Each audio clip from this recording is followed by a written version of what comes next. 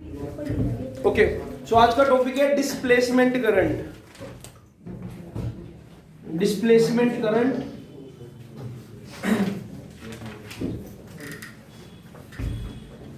ठीक है। तो डिस्प्लेसमेंट करंट सबसे पहले आइडिया किसको आया और है क्या डिस्प्लेसमेंट करंट? देखो, आपके सिलेबस में आप कई तरह के करंट पढ़ते हो, जैसे कि फॉर एग्जांपल आप पढ़ते हो कन्वेंशनल करंट। करंट की देखो कितनी प्रजाति है हमारे पास। कन्वेंशनल करंट है, इंड्यूस करंट है, अल्टरनेट करंट है, एडी करंट है, डिफ्यूजन करंट है, फोटो इलेक्ट्रिक करंट है, और अब पढ़ा रहा हूं आपको डिस्प्लेसमेंट करंट। अगर आप इन सब चीजों से मतलब इन चैप्टर्स में हम गो थ्रू हो चुके हैं, ये सीई में पढ़ा था हमने, ये इलेक्ट्रोमैग्नेटिक इंडक्शन में पढ़ा था, ये एसी में पढ़ा था, एडी करंट भी हमने ईएमआई में पढ़ा था, डिफ्यूजन करंट अभी सेमीकंडक्टर में पढ़ा हमने, फोटो इलेक्ट्रिक करंट डिफ्लेक्शन में पढ़ा था, और डिस्प्लेसमेंट करंट अब पढ़ा रहा हूं। ठीक है, तो ये डिस्प्लेसमेंट करंट सबसे पहले किसके माइंड में आया और क्या मतलब ऑब्जेक्शन था इसमें? देखो, एक छोटी सी बात बता रहा हूं मैं। ऐसा देखा गया कि एम्पियर सर्किटल लॉ जो था उसमें एक बहुत बड़ा लूप होल था जो बाद में देखा गया। एम्पियर सर्किटल लॉ के अकॉर्डिंग अगर कोई भी स्ट्रेट करंट कैरिंग कंडक्टर है, थोड़ा सा याद करने की कोशिश करो, अगर उसके आसपास में एक एम्पीरियन लूप ड्रॉ कर दूं तो मैं मैग्नेटिक फील्ड निकाल सकता हूं around this straight current carrying conductor. हमने पढ़ा था ना कुछ ऐसे कि B.dl close integral is basically mu naught I, कुछ ऐसा पढ़ा था हमने कि अगर कोई स्ट्रेट करंट कैरिंग कंडक्टर उसके आसपास मैग्नेटिक फील्ड निकालना है, जितनी दूर मैग्नेटिक फील्ड निकालना है वहां पर एक एम्पीरियन लूप ड्रॉ कर दो, है ना, in the direction of magnetic field, कुछ ऐसे।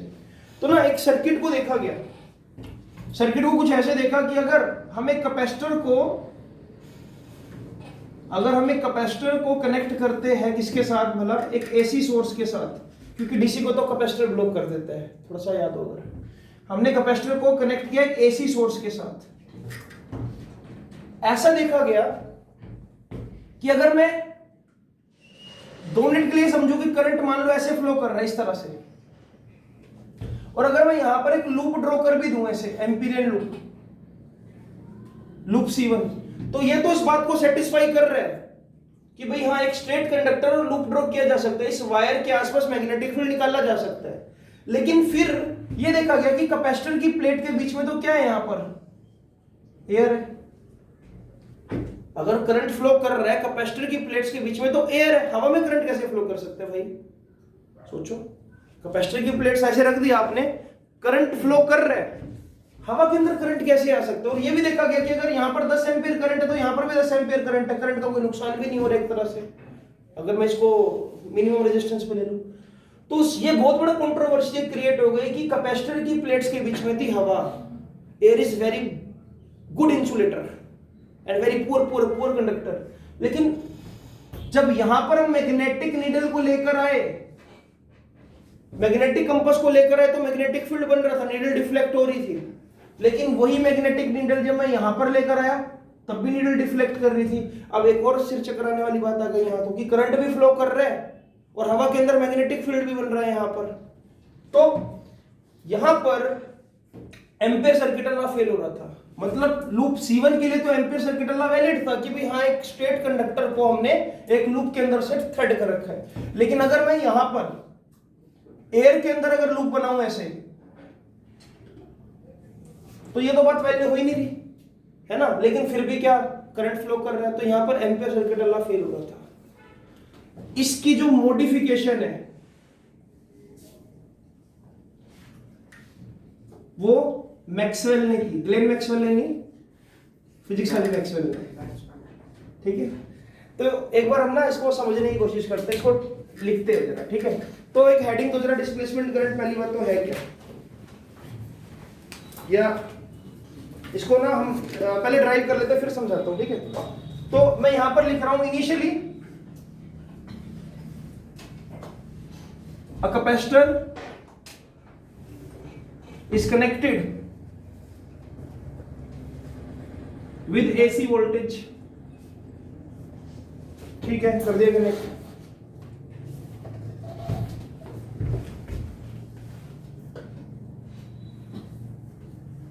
फिर हम बोल रहे हैं कि कैपेसिटर चार्ज हो रहा है यहाँ पर, ठीक है, मान लेते हैं कैपेसिटर इज चार्जिंग। अगर कैपेसिटर चार्ज हो रहा है तो इसका मतलब कैपेसिटर की प्लेट्स के बीच में, अगर कैपेसिटर चार्ज हो रहा है तो इसका मतलब कैपेसिटर की प्लेट्स के बीच में कॉन्टिन्यूसली इलेक्ट्रिक फील्ड चेंज हो रहा होगा, है ना। कैपेसिटर चार्ज होने का मतलब क्या है कि यहाँ पर कॉन्टिन्यूसली जो चार्ज है वो बढ़ता जा रहा है, 2 कूलम 4 कूलम 5, क्योंकि चार्ज स्टोर हो रहा है। अगर चार्ज स्टोर हो रहा है तो इसका मतलब चार्ज के स्टोर होने से उसका पोटेंशियल बढ़ रहा है, पोटेंशियल बढ़ रहा है तो इलेक्ट्रिक फील्ड बढ़ रहा होगा कॉन्टिन्यूसली। तो इलेक्ट्रिक फील्ड जो वेरिंग नेचर का, यानी कि इलेक्ट्रिक फील्ड क्या है, इस डायरेक्शन में कॉन्टिन्यूसली इंक्रीज कर रहा है। पहले कैपेसिटर क्या था, अनचार्ज था, तो इलेक्ट्रिक फील्ड जीरो। जैसे ही बैटरी से कनेक्ट करा, 2 कूलम चार्ज बना तो कुछ इलेक्ट्रिक फील्ड बन गया, 3 कूलम बना तो कुछ और इलेक्ट्रिक फील्ड बन गया, 4, तो कॉन्टिन्यूसली इलेक्ट्रिक फील्ड बढ़ता जा रहा है, ठीक है, बात मान लेते हैं। तो मैं सीधा सीधा बोल रहा हूं कि यार जो फ्लक्स का फॉर्मूला है वो होता है basically E A cos theta, या फ्लक्स को मैं सीधा सीधा ले लेता हूं इलेक्ट्रिक फील्ड इनटू में एरिया, ठीक है। एरिया वेक्टर और इलेक्ट्रिक फील्ड में ऑब्वियसली 0 डिग्री एंगल बन रहा है, तो इसलिए मैं इसको E A ले लेता हूं। हमने ये भी पढ़ा था कि अगर मैं इसको, चलो ऐसे लिख लेते हैं, इलेक्ट्रिक फील्ड कैपेसिटर की प्लेट्स के बीच में क्या होता है, सिग्मा बाय एप्सिलॉन नॉट, है ना। Between the plates of capacitor electric field क्या था, सिग्मा बाय एप्सिलॉन नॉट। तो मैं इसको लिख रहा हूं इलेक्ट्रिक फील्ड को sigma bye epsilon not into में, यहां पर क्या है, एरिया। सिग्मा को क्या लिखा जा सकता है, चार्ज ओवर एरिया। तो फाई की वैल्यू क्या आ जाएगी, यहां से देखिए, चार्ज ओवर एरिया इनटू में एरिया अपॉन में एप्सिलॉन नॉट। तो यहां से पता लगा कि जो फाई है वो बेसिकली किसके इक्वल आ रहा है, क्यू बाय एप्सिलॉन नॉट के। तो गॉसेस लॉ वाला रिलेशन आ गया यहां पर, है ना। तो यानी कि जो ये फाई है ये चेंजिंग नेचर का है एक तरह से। चेंजिंग नेचर का क्यों बोल रहा हूं मैं, क्योंकि कैपेसिटर पे चार्ज एक्यूमुलेट हो रहा है, चार्ज कंटिन्यूअसली बढ़ रहा है। अगर चार्ज बढ़ रहा है, क्या इज इंक्रीजिंग, तो फ्लक्स क्या इंक्रीजिंग नेचर का हुआ। अरे कंटिन्यूअसली चार्ज स्टोर हो रहा है, इसके ऊपर चार्ज स्टोर हो रहा है, पहले 2 coulomb 4 coulomb 6 coulomb 10 coulomb 50 coulomb, तो यानी कि क्या वो इंक्रीज कर रहा है, तो यानी कि फाई का चेंज हो रहा है कंटिन्यूअसली, ठीक है। पहले मैं बोल रहा था कि इलेक्ट्रिक फील्ड चेंज हो रहा है, अब मैं यही बात बोल रहा हूँ कि इलेक्ट्रिक फ्लक्स भी चेंज हो रहा है। इस कहानी को लिखो जरा पहले, फिर आगे बताता हूँ।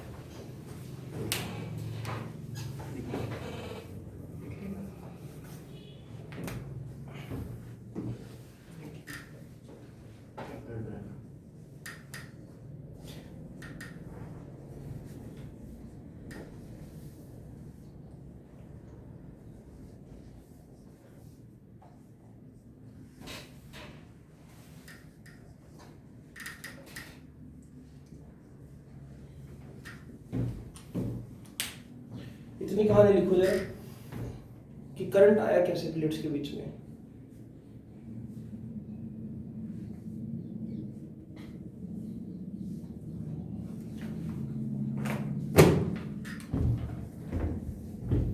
सिर्फ इतनी सी बात है कि यार कैपेसिटर को एसी सोर्स से कनेक्ट किया, कनेक्ट करते ही कैपेसिटर होगा चार्ज। कैपेसिटर के चार्ज होने का मतलब कंटिन्यूअसली उसके बीच का इलेक्ट्रिक फील्ड चेंज हो रहा है। तो फिर मैंने इसी बात को ये बोल दिया, इलेक्ट्रिक फील्ड चेंज हो रहा है तो that means obviously charge increase कर रहा है। चार्ज इंक्रीज कर रहा है तो देखो मैंने फ्लक्स को डिफाइन करा, तो फ्लक्स भी चेंज हो रहा है कंटिन्यूअसली, ठीक है।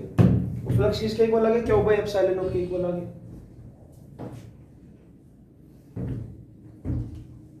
चेंजिंग नेचर का फ्लक्स है भाई। चलो इसको वाइंड अप कर देता हूं, फिर लिखते रहना, एक बार देख लो। तो हमने ये प्रूफ कर दिया एक तरह से कि phi q by epsilon naught है और फ्लक्स चेंज हो रहा है। तो फ्लक्स चेंज हो रहा है किसके साथ, टाइम के साथ चेंज हो रहा है ना। तो मैं बोल रहा हूं कि डी फाई बाय dt को क्या लिखा जा सकता है, D Q by epsilon not upon में dt। इसको डिफरेंशिएट कर दिया ना, इसको विद रिस्पेक्ट टू टी और इसको with respect to t differentiate कर दो कि फ्लक्स चेंज हो रहा है विद रिस्पेक्ट टू टाइम, तो यानी कि d by dt of this. अब मुझे पता है एप्सिलॉन नॉट तो कांस्टेंट है, परमिटिविटी थोड़ी चेंज होगी, एयर तो बीच में एयर ही रहेगी, तो 1 बाय एप्सिलॉन नॉट बाहर आ जाएगा, अंदर क्या बचेगा, डी क्यू बाय dt किसके इक्वल आ गया ये, यहां सामने चल रहा है ना डी फाई बाय dt। अब सुनो, ये डी क्यू बाय dt को मैं लिख देता हूं I और साथ में लगा दूंगा d। क्या बन रहा है, d phi by d t, साथ में क्या आ जाएगा, एप्सिलॉन नॉट। यानी कि ये बात प्रूव हो गई कि कैपेसिटर की प्लेट्स के बीच में भी एक D Q by d T form हो रहा है, यानी कि करंट फॉर्म हो रहा है। और वो करंट क्यों फॉर्म हो रहा है, क्योंकि इलेक्ट्रिक फ्लक्स कॉन्टिन्यूसली चेंज हो रहा है। यानी कि डिस्प्लेसमेंट करंट जो बन रहा है वो बेसिकली इसलिए बन रहा है क्योंकि कॉन्टिन्यूसली कैपेसिटर की प्लेट्स में इलेक्ट्रिक फील्ड कॉन्टिन्यूसली चेंज हो रहा है। तो मैं बोलूंगा कि डिस्प्लेसमेंट करंट क्या है, एक ऐसा करंट है जो कैपेसिटर की प्लेट्स के बीच में मिलेगा आपको due to change in electric flux. Due to change in magnetic flux कौन सा करंट था, induce current. Due to change in electric flux कौन सा करंट है, डिस्प्लेसमेंट करंट। यहां से प्रूव हो गया। देखो आईडी किसके इक्वल है, आईडी है d phi E by d t के। तो अगर if capacitor is fully charged, अगर कैपेसिटर पूरी तरह से चार्ज्ड है, ये सीबीएसई में 2 बार क्वेश्चन आया हुआ है, अगर कैपेसिटर फुली तरह से चार्ज्ड है तो उसके अंदर किसी भी तरह का d phi E by d t नहीं होगा। क्यों नहीं होगा, क्योंकि चेंज इन फ्लक्स ही नहीं होगा, क्योंकि वो चार्ज है ऑलरेडी, फुली चार्ज है, तो और कैसे चार्ज हो सकता है वो। तो मैं बोल दूंगा कि d phi by d t zero हो जाएगा उस केस में, और डिस्प्लेसमेंट करंट भी क्या हो जाएगा उस केस में, जीरो। तो क्वेश्चन ये बहुत बार आ चुका है, what is value of displacement current if capacitor is fully charged. I will say it is zero, why, because d phi by d t is zero. This is your expression for displacement current. This is your expression for displacement current. क्या है, ऐसा current जो capacitor की plates के बीच में बनेगा due to change in electric flux. Please बनाइए इसको जरा यार। So now you can write definition. What is the displacement current? According to this result, it is current produced between plates of capacitor. It is current produced between plates of capacitor. It is current produced between plates of capacitor due to changing electric flux. Due to changing electric flux, ऐसा current जो capacitor की plates के बीच में है और changing electric flux की वजह से है। ओके, कुछ की पॉइंट्स लिखो इसके बारे में। अब कुछ की points, this current can not flow through metallic wire. सबसे इंपॉर्टेंट की पॉइंट है ये, this current can not flow through metallic wire. Metallic wire में करंट कांस्टेंट रहेगा, चार्ज कांस्टेंट रहेगा। मेटेलिक वायर में किसी तरह का इलेक्ट्रिक फील्ड चेंज नहीं हो रहा है, और मैं तो बोलूंगा इलेक्ट्रिक फील्ड बन ही नहीं रहे। This current can not flow through conducting wire या मेटेलिक वायर। अगर कोई पेपर में बोले कि what is the displacement current in 2 meter long copper wire, आप बोलोगे जीरो। कैपेसिटर की प्लेट्स के बीच में मिलेगा ये। सेकंड की point, this current can also form magnetic field and electric field. Sorry, electric field ना बोलो, this current can also form magnetic field. This current can also form magnetic field, just like conventional current. Just like conventional current.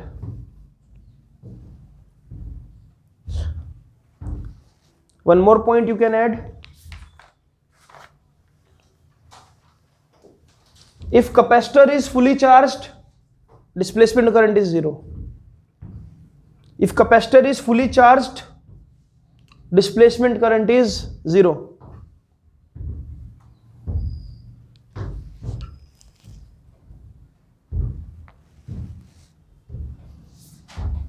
If capacitor is fully charged, the displacement current is zero.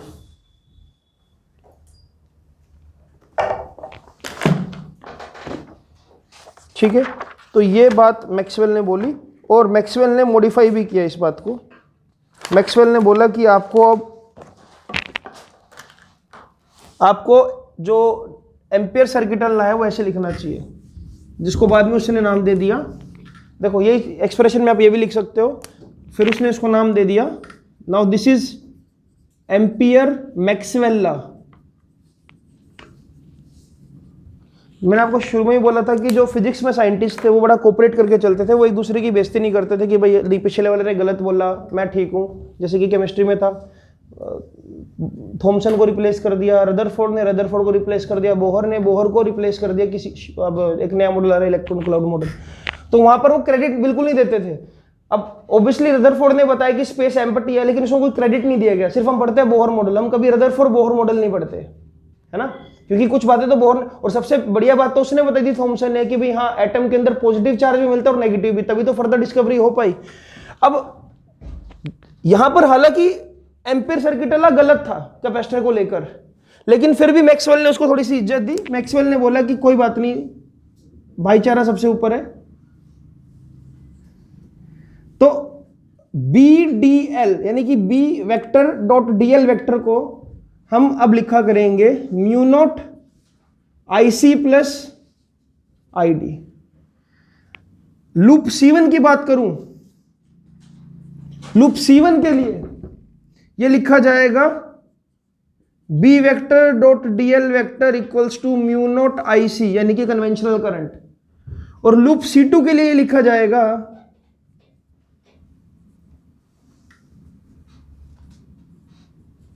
B vector dot D L vector equals to mu naught I D, क्योंकि loop C1 में displacement current को zero मानेंगे और loop C2 में conventional current को zero मानेंगे। इस तरह से एम्पेयर सर्किट ला वैलिड हो रहा है, समझ गए। रहेगा तो म्यू नॉट आई, लेकिन कैपेसिटर के अंदर हो जाएगा mu naught I C, sorry mu naught I D, और वायर के लिए क्या हो जाएगा म्यू नॉट, वायर के लिए क्या हो जाएगा हाँ म्यू नॉट आई सी। ठीक है, यहां लिख देता हूं वायर और यहां पर लिख देता हूं कैपेसिटर। ठीक है, तो ये यहां पर इसका प्रूफ था। This is ampere Maxwell law. क्या माइंड में कोई क्वेश्चन आ रहा है इसको देखकर? क्योंकि लास्ट ईयर एक बच्चे ने बहुत अच्छा क्वेश्चन पुट किया था मुझे इसमें, मैं आपसे वो क्वेश्चन शेयर करता हूं। उस बच्चे ने बोला सर इस बात की क्या गारंटी है कि आईसी और आईडी आपस में इक्वल होंगे, क्योंकि अगर ये लॉ सेटिस्फाई कर रहा है बी डॉट डी एल, अगर ये पूरी लूप के लिए वैलिड है, यानी कि डिस्प्लेसमेंट करंट और कन्वेंशनल करंट आपस में इक्वल होने चाहिए, देखो तभी तो मैं लिख पाऊंगा ना बी डॉट डी एल। तो इस बात की, अच्छा इस बात का क्या गारंटी है कि जितना मैग्नेटिक फील्ड यहां पर स्ट्रॉन्ग मिल रहा है उतना इसके बीच में स्ट्रॉन्ग मिलेगा?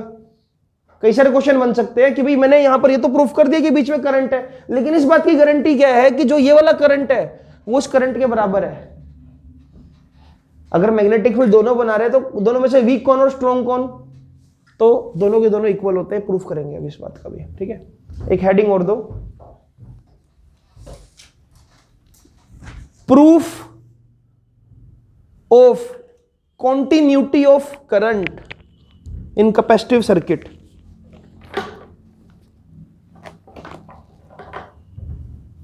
proof of continuity of current in capacitive circuit, या आप ऐसा लिख सकते हो prove that displacement current is equal to conventional current। prove that displacement current is equal to conventional current। इस बात को भी प्रूफ करेंगे। चलो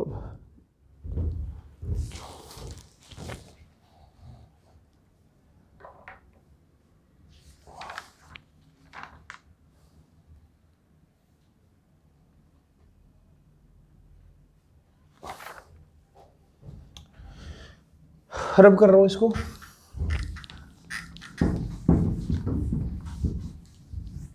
चलो प्रूफ करने के लिए वही दो लूप दोबारा बनाने पड़ेंगे।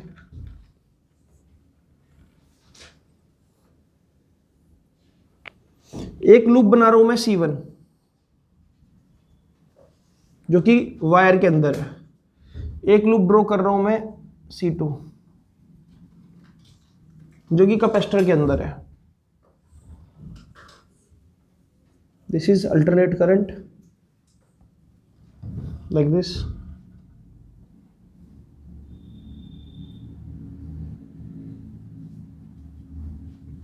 ठीक है, चलो मैं लिख रहा हूं एक छोटी सी बात,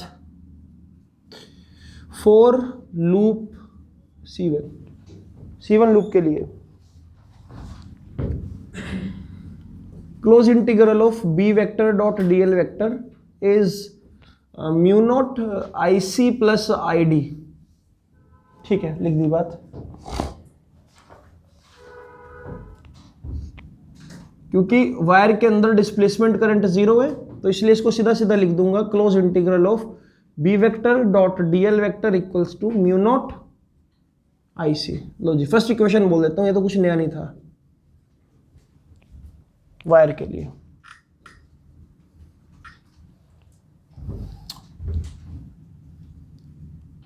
फॉर लूप C2 यानी कि capacitor,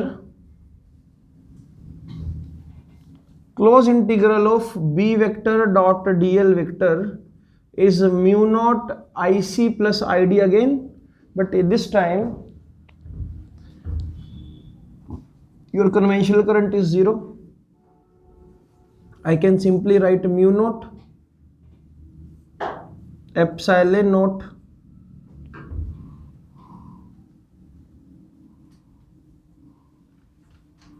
d phi by dt, if I can write here like this.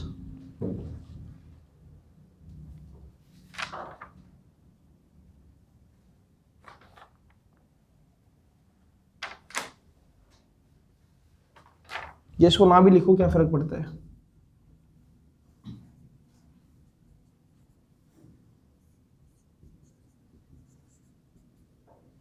This is second equation. अब मुझे पता है दोनों को लेफ्ट हैंड साइड सेम है, तो क्या दिक्कत है, कंपेयर कर दो from 1 and 2। Mu naught I सी किसके इक्वल आ गया, म्यू नॉट आई डी के इक्वल। आई सी किसके इक्वल आ गया, आई डी के इक्वल। यानी कि अगर यहां पर करंट 10 एम्पियर है तो अंदर डिस्प्लेसमेंट करंट भी कितना बनेगा, 10 एम्पियर बनेगा। ठीक है, so there is continuity of current, same current flow करेगा पूरे सर्किट में, क्योंकि बैटरी से या सोर्स से जितना करंट निकलता है उतना उसके अंदर एंटर होना चाहिए। तो ये बात प्रूव हो रही है यहाँ पर। ठीक है, चलो ये आखिरी टॉपिक था इस चैप्टर का। अब कुछ हम न्यूमेरिकल्स देख लेते हैं और कुछ क्वेश्चंस देख लेते हैं जो प्रीवियस ईयर में आए हुए हैं, डिस्कस कर लेते हैं। किसी के पास अभी प्रीवियस ईयर पढ़ा है? देखो अगर प्रीवियस ईयर हो आपके पास, कुछ क्वेश्चन देख लेते हैं कि क्या कुछ बन सकते हैं ना।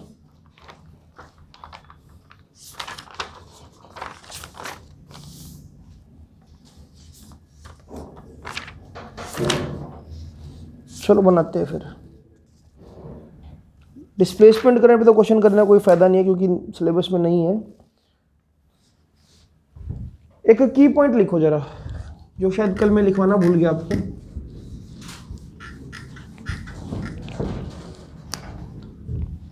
Ratio of E naught and B naught will give you speed of light. इस पे क्वेश्चन आया हुआ एक दो बार। Ratio of peak value of electric field to the peak value of magnetic field will give you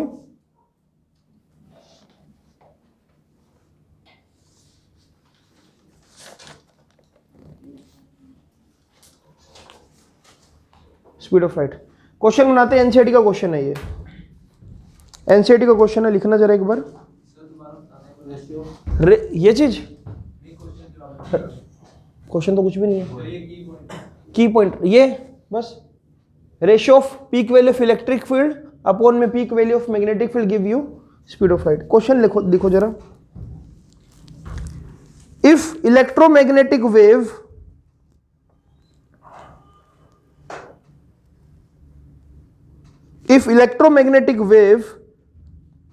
is traveling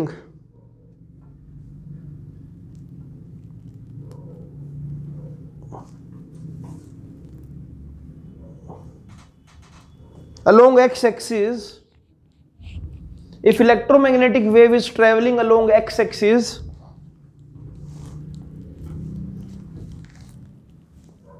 with frequency 25 megahertz, यानी कि mu की वैल्यू दे दी आपको 25 मेगाहर्ट्ज, और डायरेक्शन, वेव डायरेक्शन दे रखी है x-axis में, and electric field in this is given by 6.3 Newton Coulomb inverse J cap। Question is find direction and magnitude of magnetic field, find direction and magnitude of magnetic field. के cap में होगा, चलो value क्या होगी, magnitude क्या होगा, find direction and magnitude of magnetic field. Megahertz का कोई यूज ही नहीं है यहाँ पर, कोई यूज नहीं है। चलो देखो आसान सा तो है, देखो यहां पर मुझे पता है E की वैल्यू कितनी है 6.3, B नॉट नहीं पता, C की वैल्यू कितनी होती है 3 × 10⁸ हो तो गया, तो 6.3 अपॉन में 3 × 10⁸ equals to B naught, divide कर दो क्या आ जाएगा 2.1 × 10⁻⁻8 B नॉट, मैग्नीट्यूड तो आ गया। अगर हम E vector cross B vector से डायरेक्शन देखते हैं तो इसका मतलब E क्रॉस B करके C आना चाहिए, यानी कि ये तो मुझे दे रखा है अलोंग J कैप, तो ये कौन सा कैप हो कि मुझे एक्स आई कैप मिल जाए, तो ऑब्वियसली क्या होना चाहिए J क्रॉस K होना चाहिए। J क्रॉस K कैप करके आपको आई कैप मिलता है, कैसे देख J क्रॉस K तभी तो आई मिलता है, अगर 3D वेक्टर बनाकर देखो, हमने यही तो बनाया था। तो मैं बोलूंगा कि magnetic field will be what 2.1 × 10⁻⁸ along K cap, this will be your complete answer. और क्वेश्चन देखते हैं एक,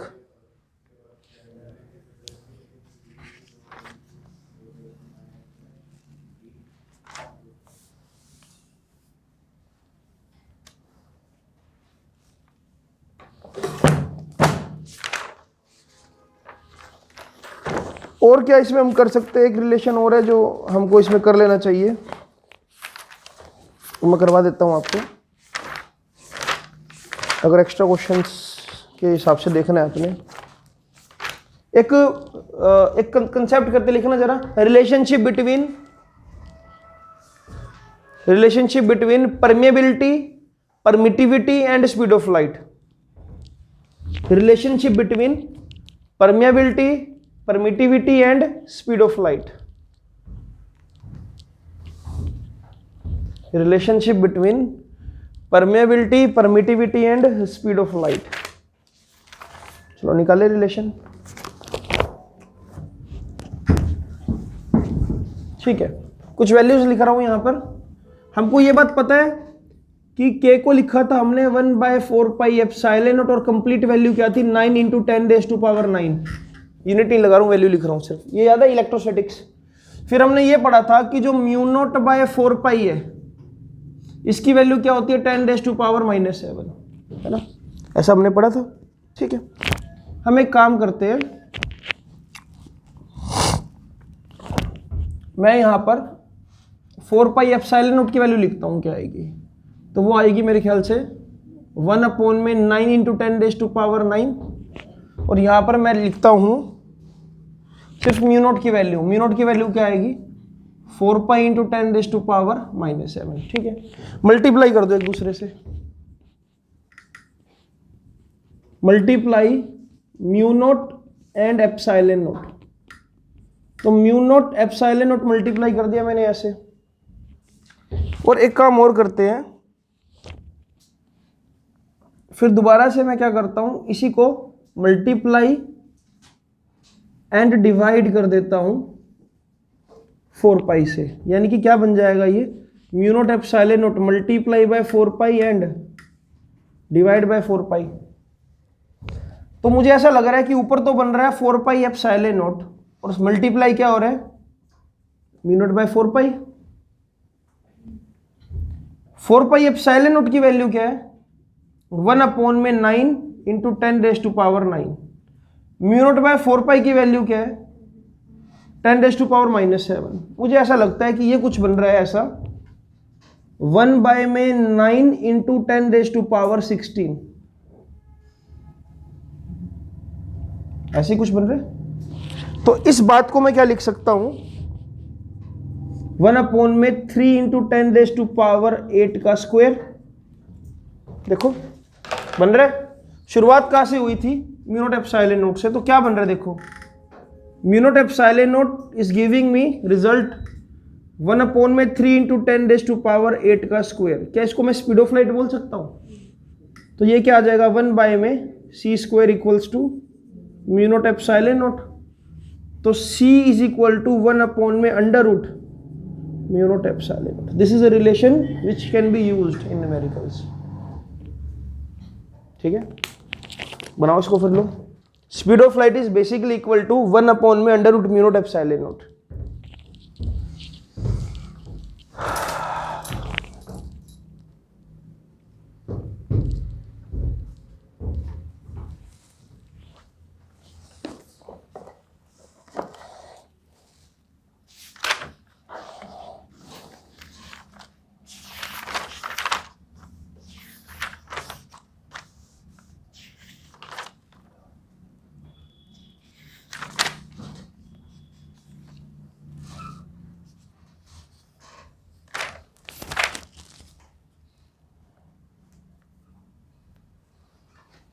चलो एक और क्वेश्चन करते हैं एनसीईआरटी का।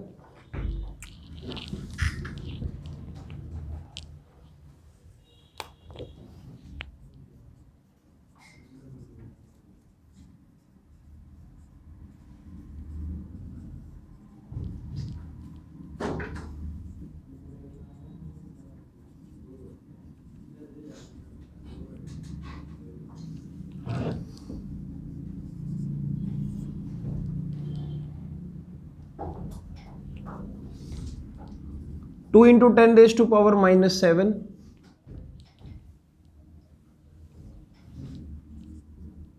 साइन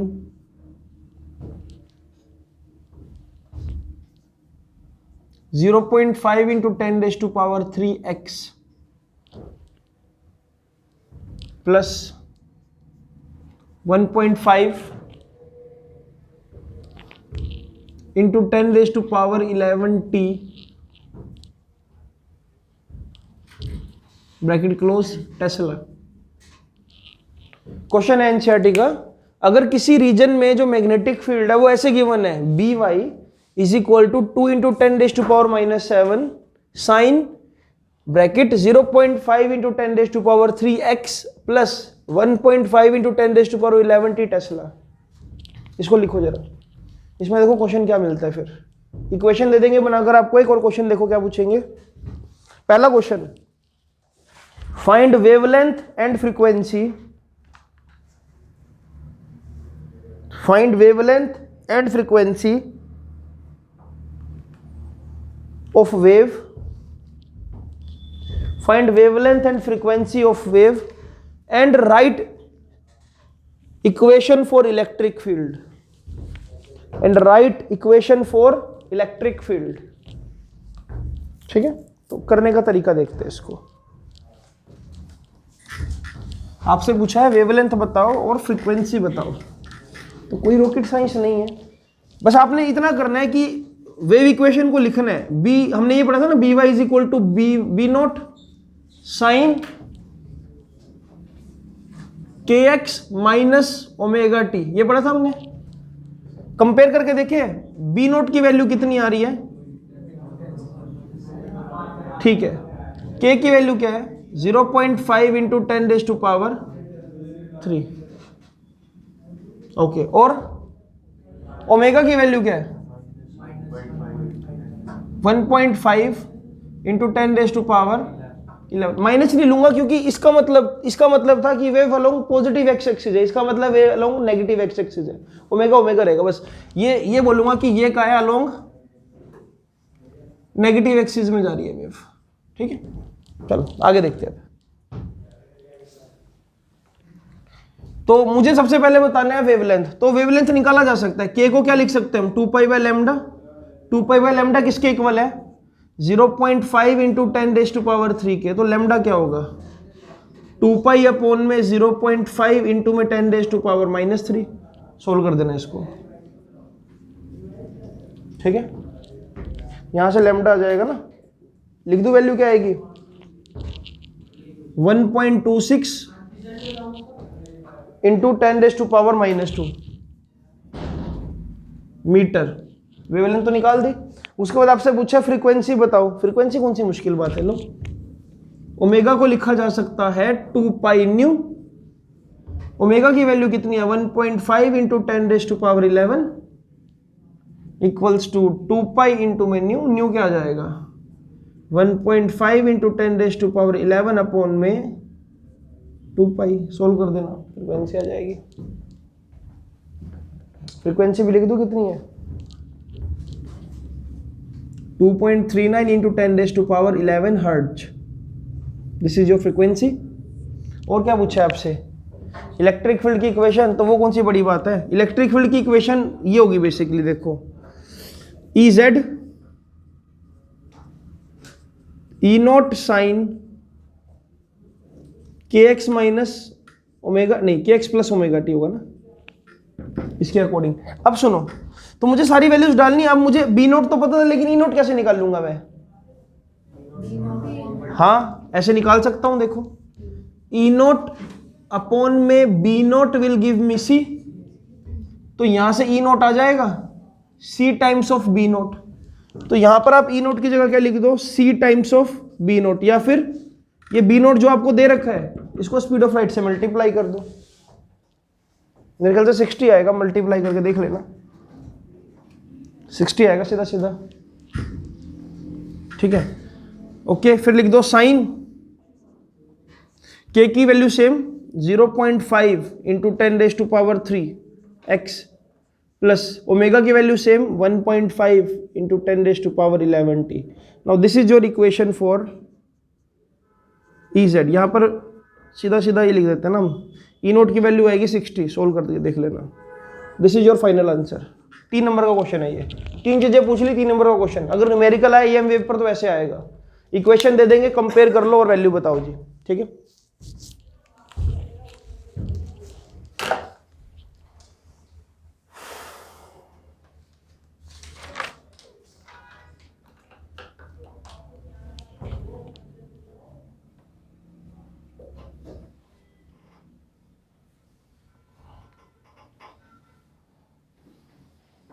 एक छोटा सा फॉर्मूला और लिख लो अगर लिखना चाहो तो।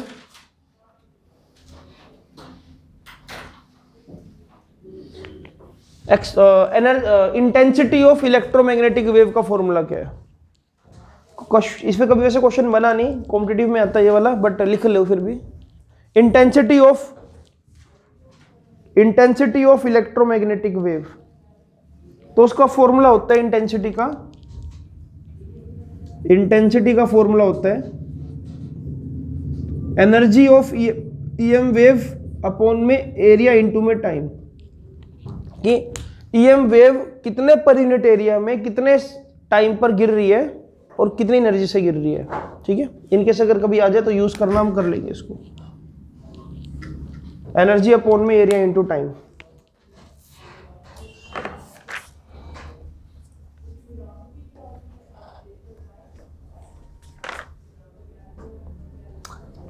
चलो एक आखिरी चीज और लिख लो, अगर कभी आपसे पूछ ले what is average energy density